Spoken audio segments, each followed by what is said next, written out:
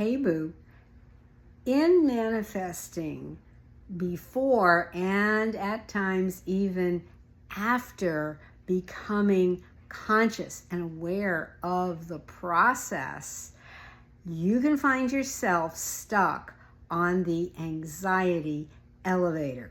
And in this video, which is in response and inspired by a subscriber's question, I will be taking a look about ways to move anxiety off that struggle bus and merge into the fast lane with your manifesting. Anxiety is what happens when you get caught between linear time and rational thinking. The two are working in cahoots with each other, and it winds up turning the tables on you. Linear time and rational thinking are about expectation. It should be here by now. It's had enough time. So where is it? And expectation leads to anxiety. It's inevitable. Frustration, anxiety, worry, fear, they all pile up together. And this becomes a continuous loop, a vicious circle of hoping and being disappointed. And it happens over and over. And that leads to self-judging and being at war with yourself. I know the feeling, I've been there, and it eats up your time and your energy like crazy. Anxiety is future focused. It's spun off the idea that your desire is outside of you, that it's apart from you. It's somewhere out there in some distant, as yet invisible point. Before I continue, let me say this video was inspired by a comment from Olivia on my recent reel about anxiety. And Olivia writes, "Thank you. I would love to hear more on how to release anxiety and how to connect everything to make manifesting easier, faster, and everything moving in the flow with our being." And actually, it's a great question, and it really is one that brings everything together. And I'll be diving into how this can shift. And actually, as you'll see in a bit, in its purest form, as a natural expression of your nature, as God, the operant power, as I am in that flow of being. It's like breathing, constant and natural. So it's really ultimately about transmuting anxiety, expectancy, about taming time. Except there's nothing to tame or control. Nothing. It's about anxiety as a trauma or fear-based response. A recent scientific discovery that anxiety uses the same pathways in the body as excitement means embracing the fulfillment of your desire with joyful enthusiasm and anticipation. It's minus the edgy expectation of anxiety.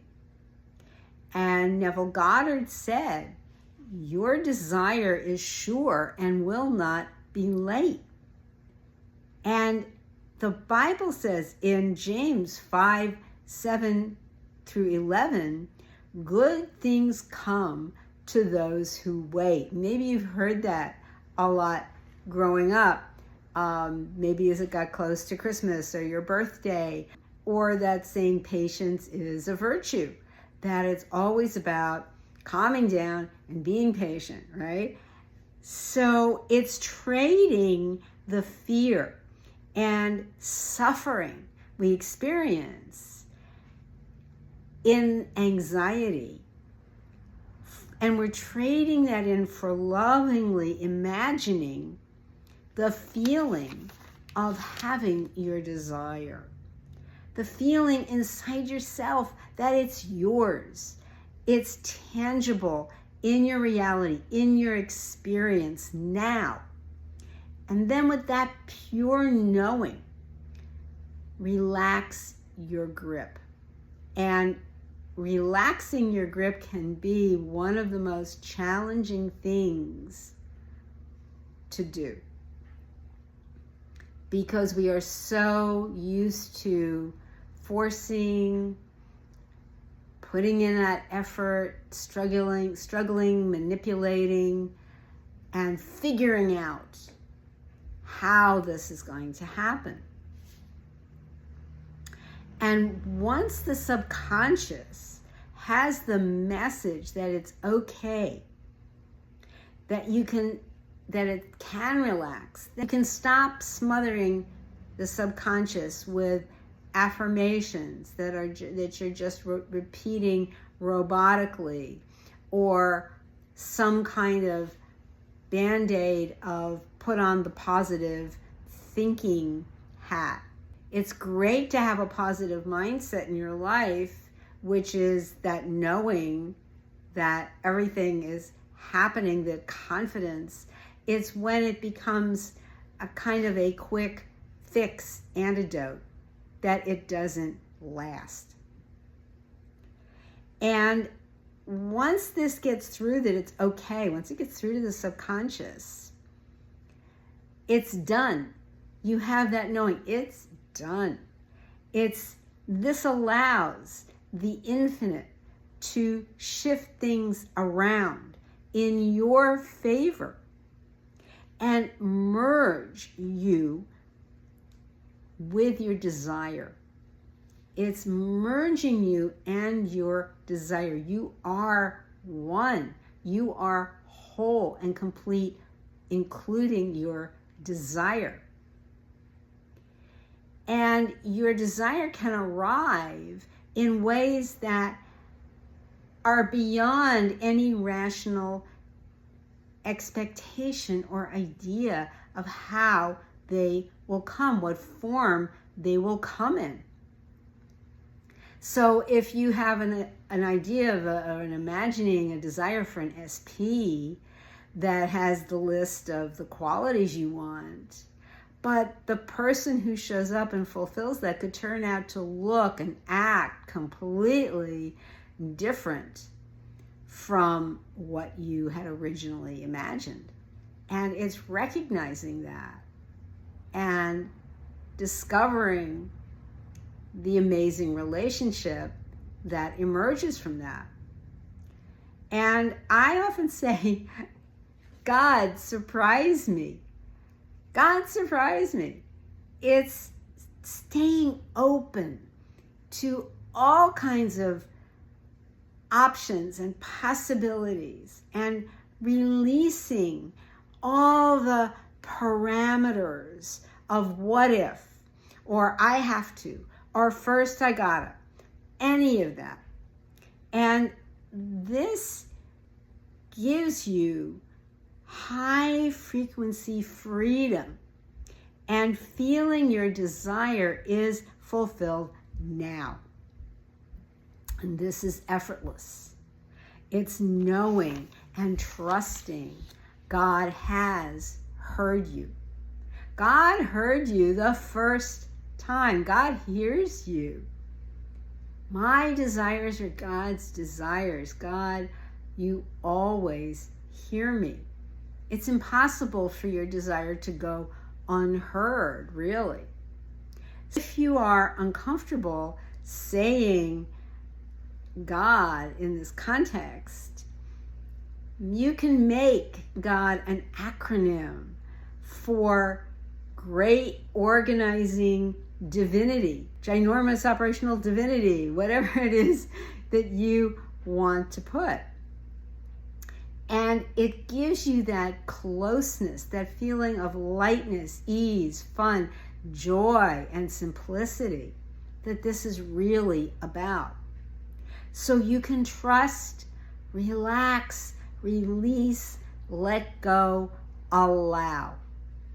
And that is the essence of my Father and I are one, and my Father is greater than I. Look at it. Look at the sky. Always clear and blue behind the clouds.